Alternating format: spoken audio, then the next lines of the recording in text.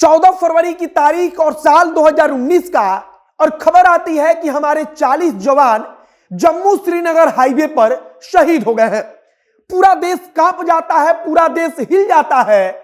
और इसके बाद की कहानी सबको पता है कि 26 फरवरी 2019 को बालाकोट में सर्जिकल स्ट्राइक होता है। अभिनंदन का चेहरा आप सबको याद होगा। यह उसी इंसिडेंट के बाद की प्रतिक्रिया भारत की तरफ से थी। और आज 14 फरवरी है, तो हम पुलवामा अटैक में जो शहीद हुए थे जवान, उनको नमन करते हैं। उनकी कहानी सुनाएंगे, बताएंगे कि कैसे बस को जो चला रहे थे वो जयमाल सिंह जो थे, वो असलियत में बस चलाने वाले थे ही नहीं, बल्कि दोस्ती निभाने के चक्कर में वो बस चलाने के लिए तैयार हुए। और उस बस की हालत आतंकवादियों ने ये कर दी।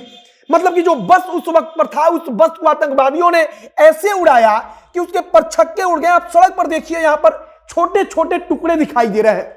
आगे हम इन सबको एक एक करके बताएंगे कि आखिरकार उस वक्त पर जो वहां पर पुलवामा में हुआ था वो कितना दर्दनाक था। बाकी हमारा परिचय, मेरा नाम मोहित कुमार सिंह है और आप जनता जंक्शन देख रहे हैं। शुरुआत यहां से करते हैं। सबसे पहले अगर हम इस तस्वीर की बात करें तो ये तस्वीर आप देखिए, यहां पर लाइन से जो है वो सुरक्षा बलों का, सीआरपीएफ का जो काफिला है वो गुजर रहा था। श्रीनगर जो जम्मू हाईवे है वहां की पूरी घटना होती है। अब श्रीनगर जम्मू हाईवे पर इसकी थोड़ी सी कहानी समझिए कि पहले जब श्रीनगर और जम्मू हाईवे से या उस एरिया में जवानों का कोई काफिला गुजरता था तो आम आदमी को सड़क पर निकलने से रोक दिया जाता था। लेकिन शिकायत मिलती थी कि आम आदमी को दिक्कत होती है। सच्चाई भी यही है कि अगर किसी व्यक्ति के लिए या किसी काफिले के लिए बाकी सबको सड़क पर चलने से रोका जाएगा तो दिक्कत होगी। और इसी बात को ध्यान में रखकर सरकार ने कहा कि अब जब सीआरपीएफ का काफिला ऐसे सड़क से गुजरेगा तो आप लोग भी यहां से, आम आदमी की जो गाड़ी होगी, गुजर सकती है। अब इसी बात का फायदा पुलवामा में अटैक करने वाले आतंकियों ने उठाया। उनको पता था कि हम आम आदमी बनकर अपनी गाड़ी लेकर जा सकते हैं। अब वहां पर समझिए कि यहां पर सीआरपीएफ का जो काफिला था वो सड़क मार्ग से गुजर रहा था।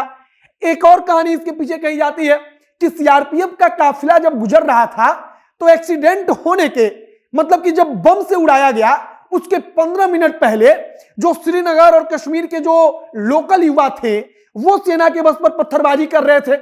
हालांकि ये घटना आम बात थी वहां के लिए कि सेना का काफिला गुजरता था तो वहां के युवा पत्थर चलाते थे। सेना ने कहा कि ये तो रोज की तरह है, उनको इग्नोर कर दिया गया, छोड़ दिया गया। इसके बाद से सेना का काफिला आगे बढ़ता है। तब उसके बाद ये हुआ जो आप अभी तस्वीर में देख रहे हैं। किसी भी गाड़ी का, मतलब कि जो वहां पर जिस बस से कार जाकर टकराई उस बस के परछक्के उड़ गए। किसी को पता ही नहीं था कि उस बस के कितने टुकड़े हुए। आप सड़क देखिए, आप इस तस्वीर को देखिए, यहां पर आपको ज्यादा साफ दिखाई दे रहा होगा कि यहां पर जवान खड़े हैं, छोटे छोटे टुकड़े यहां पर बस के, जहां पर एक्सीडेंट हुआ वो सारी चीजें। ऐसी हालत जो है वहां पर पैदा हो गई थी। अब इसके जवाब में भारत ने क्या किया, तो भारत ने इसके जवाब में पाकिस्तान के ऊपर एयर स्ट्राइक किया। बालाकोट एयर स्ट्राइक आपको पता होगा। बालाकोट एयर स्ट्राइक के बाद से पाकिस्तान की तरफ से लगातार जो जम्मू कश्मीर का भारत का सीमा है वहां पर बार बार पाकिस्तान का कोई हवाई जहाज, जो लड़ाकू विमान होता है, वो घुस जाता था। मतलब कि वो डराते थे। अब ऐसा ही एक बार हुआ। इसके बाद से भारत की तरफ से अभिनंदन का जहाज, आप देखिए, अभिनंदन को आप देख रहे होंगे, अभिनंदन के जैसे कई जहाजें, MiG-21 जिसके बारे में कहा जाता है, MiG-21 जो लड़ाकू विमान हुआ करता था, वो पाकिस्तान को जवाब देने के लिए उड़ा। और इसी में अभिनंदन का जहाज पाकिस्तान में जाकर क्रैश हो गया या पाकिस्तानियों का निशाना बना।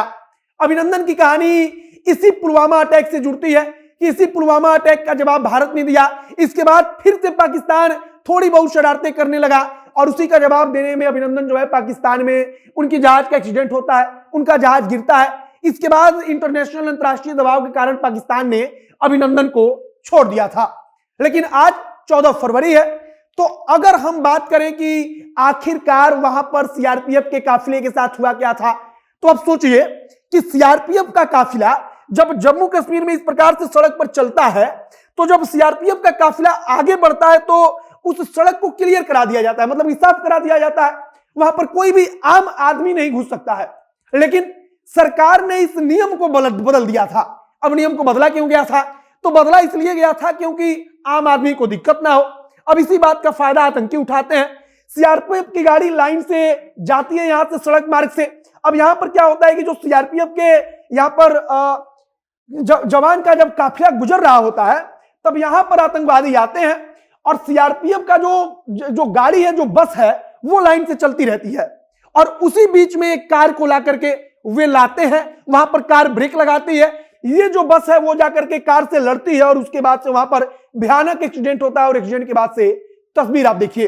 एक छोटी सी कहानी आपको हम सुनाते हैं कि जयमाल सिंह जो सीआरपीएफ की उस बस को चला रहे थे, उनको असलियत में बस नहीं चलानी थी, बल्कि बस को कृपाल सिंह को चलाने वाले थे। कृपाल सिंह बस को लेकर जाने वाले थे, लेकिन उनकी बेटी की शादी थी तो सेना ने उनको छुट्टी दी थी।